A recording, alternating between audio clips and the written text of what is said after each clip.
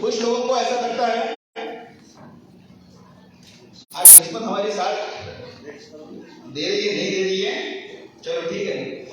कुछ लोगों को ऐसा लगता है, कुछ लोगों को ऐसा लगता है बराबर कि अच्छा जॉब मिल जाना यानी आदमी सक्सेस हो गया। एमपीएससी कर लो, यूपीएससी कर लो, कलेक्टर बन जाओ, डॉक्टर बन जाओ, इंजीनियर बन जाओ, अच्छी मल्टीनेशनल कंपनी टाटा बिरला अंबानी में अदानी में अच्छा पोस्ट पा लो यानी आप सक्सेसफुल हो गए। ऐसा कुछ लोग सोचते हैं, तो कुछ लोग सोचते हैं कि एक सेलिब्रिटी स्टेटस को अगर मैं हासिल कर लूं, बहुत सारे लोग मुझे जाने, मुझे अप्रिशिएट करें, सचिन तेंदुलकर, विराट कोहली, सलमान खान, शाहरुख खान, जाकिर हुसैन, इस तरीके के अगर मैं सक्सेस बन जाऊं तो मैं सक्सेसफुल हूं। कुछ लोग चाहते हैं कि मैं बहुत अच्छा लिखूं, उसके लिए घंटों घंटों वो जिम में समय बर्बाद करते हैं, पार्लर में समय बर्बाद करते हैं, क्योंकि खाने पीने की तरफ में बिल्कुल ध्यान नहीं देते। उनको सिर्फ उनके लिए अच्छा दिखना है, इसका मतलब सक्सेसफुल होना है। तो कुछ लोग इसका बिल्कुल उल्टा करते हैं। वो क्या करते हैं कि बहुत अच्छा अपना डेली रूटीन रखते हैं, अच्छा खान पान रखते हैं, खुद को बहुत हेल्थी रखते हैं। उनके हिसाब से जो आदमी हेल्थी रहेगा, नीट एंड क्लीन रहेगा, वही सक्सेसफुल है।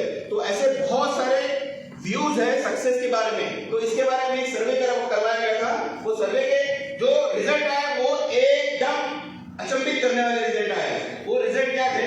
तो ये जो चार पैरामीटर्स बताए गए थे, इससे बिल्कुल विपरीत आया है। इससे बिल्कुल, थैंक यू सर, इससे बिल्कुल विपरीत आया, बिल्कुल अगेंस्ट में आया। किसी ने सोचा नहीं था, उस तरीके से लोगों ने रिस्पॉन्ड किया। तो दुनिया की नजरों में, लोगों की नजरों में सफलता के मायने क्या है, वो इस सर्वे के माध्यम से हम लोग देख सकते हैं। जो जॉब सेटिस्फैक्शन चाहते थे, भविष्य का सिक्योरिटी चाहते थे, ऐसे लोग 5वें नंबर पर है। लिविंग हेल्थी वाले लोग 4थे नंबर पर है। लुकिंग गुड वाले लोग 3रे नंबर पर है। सेलिब्रिटी स्टेटस हासिल करने वाले लोग 2रे नंबर पर है।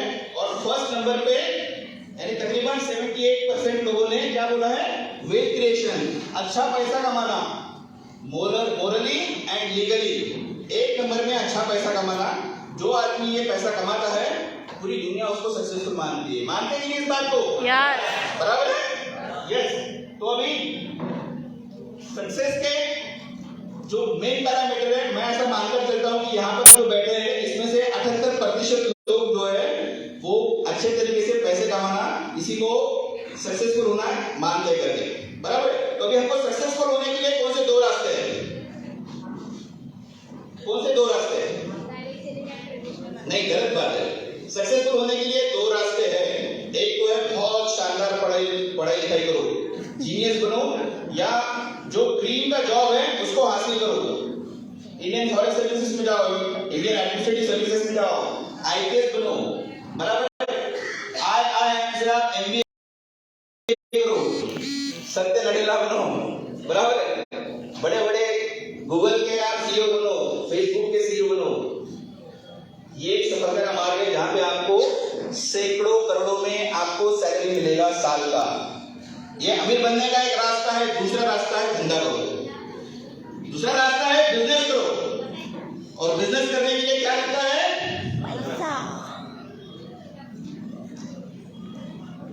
डॉक्टर मनीष सारे को पैसा रहेगा, आपका फुकट में शुरू हो जाएगा बिजनेस।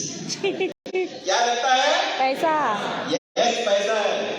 लेकिन डियर फ्रेंड्स, आपके लिए एक बहुत बड़ी गुड न्यूज है कि आप बहुत कम पैसे में भी बिजनेस स्टार्ट कर सकते हो।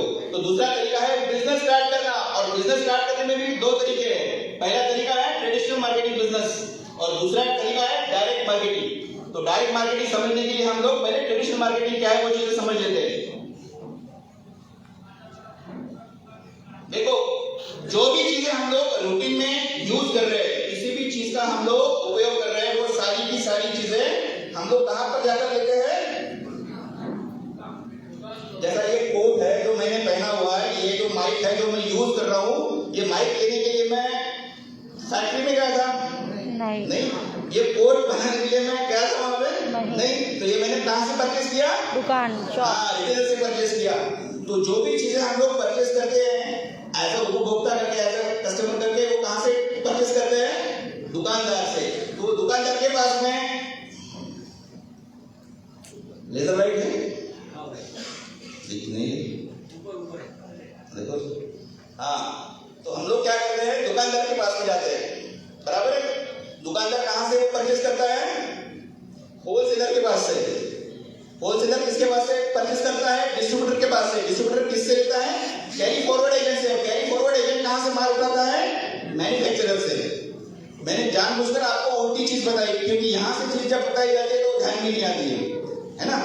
तो हम लोग कहां से परचेस करते हैं? रिटेलर से, बराबर है। और ये है ट्रेडिशनल मार्केटिंग। अब इसमें क्या होता है मालूम है क्या? 100 रुपए का अगर मेरा पेन है पार्कर का, बराबर, इसका एमआरपी 100 रुपए है, बराबर है। ये बनता है 30 रुपए में और हमें बेचा जाता है कस्टमर को 100 रुपए में। तो ये बीच का 70% कहां पे जाता है? तो ये सीएनएफ एजेंट, डिस्ट्रीब्यूटर, होलसेलर और रिटेलर ये आपस में 70 रुपए बांट खाते हैं। और इसमें सबसे बड़ा हिस्सा इन लोगों का आता है, जो सारे कुछ करते ही नहीं है, बराबर। अभी तो कुछ करता है प्रोडक्ट बेचने के लिए, उसकी बहू कुछ करती है? नहीं करती ना। अभी तो कटरीना का पिक्चर है, लाइट है, सही लाइट थोड़ा सा अगर ऑफ हो जाए तो स्क्रीन बराबर देख पाएगा शायद। तो यहाँ पे कटरीना कैफ है, तो ये प्रोडक्ट बेचने के लिए कुछ नहीं करते, ये ब्रांड एम्बेसडर बनते हैं इस प्रोडक्ट्स के। और ये सिर्फ लोगों को ये बताते हैं कि भैया ये प्रोडक्ट्स बहुत अच्छे हैं, हम यूज कर रहे हैं, आप भी यूज करो। और इसके लिए इनको बहुत शानदार करोड़ों में इनकी फीस मिलती है। और ये फीस तुम्हारे और मेरे जैसे लोगों के पॉकेट से जाती है, बराबर है। तो ये जो 30 रुपए में बनने वाली चीज है, वो चीज हम तक आते आते 100 रुपए के वजह के बीच के 70 रुपए 70% ये लोग खा जाते हैं। और इसके उल्टा डायरेक्ट सेलिंग में होता है। डायरेक्ट सेलिंग में क्या होता है कि चीज आपको 100 रुपए में मिलेगी, पेन आपको 100 रुपए में ही मिलेगा, बनेगा भी वो 30 रुपए में ही। लेकिन ये जो बीच का 70% है, ये सारा का सारा 70% तुम्हारे और मेरे जैसे बीच के जो कस्टमर है, डिस्ट्रीब्यूटर है, जो ग्राहक है, इनमें इक्वली डिस्ट्रीब्यूट हो जाएगा। तो आपके लिए चीज सही है या गलत है? बिल्कुल सही है भैया। चीज तो उतने में मिलेगी और मुनाफे में हिस्सा भी मिलेगा। तो ये हिस्सा किसको मिलेगा? जो डिस्ट्रीब्यूटर बनेगा उसके लिए है, राइट। इस डायरेक्ट सेलिंग का बिजनेस क्या वाकई में डायरेक्ट सेलिंग एक बिजनेस है? ये तो मैंने आपको एक बेसिक कांसेप्ट समझाकर बताने की कोशिश की। क्या वाकई में ये बिजनेस है? Yes, it's a business. अब ये बिजनेस क्यों है? तो कोई भी बिजनेस होने के लिए क्या क्या चीजें लगती है? क्या क्या चीजें लगती है? देखिए सर, एक मैन्युफैक्चरर होना चाहिए, वस्तुओं का निर्माता होना चाहिए, एक विक्रेता होना चाहिए, एक खरीदार होना चाहिए, जिनाई प्रोडक्ट्स होने चाहिए, एक व्यवस्था होनी चाहिए, वस्तु के वितरण की व्यवस्था, और प्रॉफिट और कमीशन जो होना चाहिए वो सिर्फ सेल पे होना चाहिए, बराबर है। अगर माल बिकेगा, अगर टर्नओवर बढ़ेगा तो उसके ऊपर में आपको सेल या प्रॉफिट मिलेगा, सॉरी सेल का कमीशन या प्रॉफिट मिलेगा। और ये सारा का सारा जो कमीशन है या प्रॉफिट में जो हिस्सा है, ये आपको टीडीएस कटकर मिलेगा। इसका मतलब है कि गवर्नमेंट का टैक्स पे करके मिलेगा। ये सारी की सारी कंडीशन जिस भी सिस्टम में कंप्लीट होती है, उस सिस्टम को हम लोग क्या बोल सकते हैं? बिजनेस और डायरेक्ट सेलिंग भी बोल सकते हैं। तो ये डायरेक्ट सेलिंग में सारे के सारे जो पैरामीटर्स है वो कंप्लीट होते हैं। देखिए, why direct selling is a great business. अब डायरेक्ट सेलिंग ये बिजनेस है, लेकिन महान बिजनेस क्यों है? डायरेक्ट सेलिंग ये बिजनेस है, लेकिन महान बिजनेस क्यों है? क्या खासियत है जो ट्रेडिशनल मार्केट में नहीं है लेकिन डायरेक्ट सेलिंग बिजनेस में है? ऐसी कौन सी चीज है? जैसे कि मैंने आपको पहले बार बोला था कि बिजनेस को लगाने के लिए हमको या करने के लिए हमको बहुत सारा इन्वेस्टमेंट लगता है, कैपिटल इन्वेस्टमेंट लगता है, बहुत सारा पैसा लगता है ट्रेडिशनल बिजनेस को करने के लिए। लेकिन डायरेक्ट सेलिंग को करने के लिए ये चीजें लगती नहीं है। ये दुनिया का एकमात्र ऐसा बिजनेस है जो बिजनेस 0 इन्वेस्टमेंट में तैयार होता है।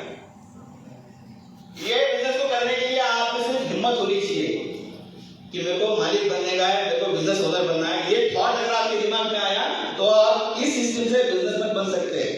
किस तरीके से बिजनेसमैन बन सकते हैं? आपको 1 रुपए का इन्वेस्टमेंट नहीं है, आपको कोई ऑफिस डालने की जरूरत नहीं है, आपको कोई माल परचेस करके, बड़ा माल परचेस करके गोडाउन में रखने की जरूरत नहीं है, आपको कोई डिस्ट्रीब्यूटर अपॉइंटमेंट करके उसको सैलरी देने की जरूरत नहीं है, आपको कोई चार्टर्ड अकाउंटेंट रखने की जरूरत नहीं है जो आपका सारा बिजनेस मैनेज करेगा, सारे अकाउंटेंसी मैनेज करेगा और आपको उसके चार्जेस पे करने पड़ेंगे।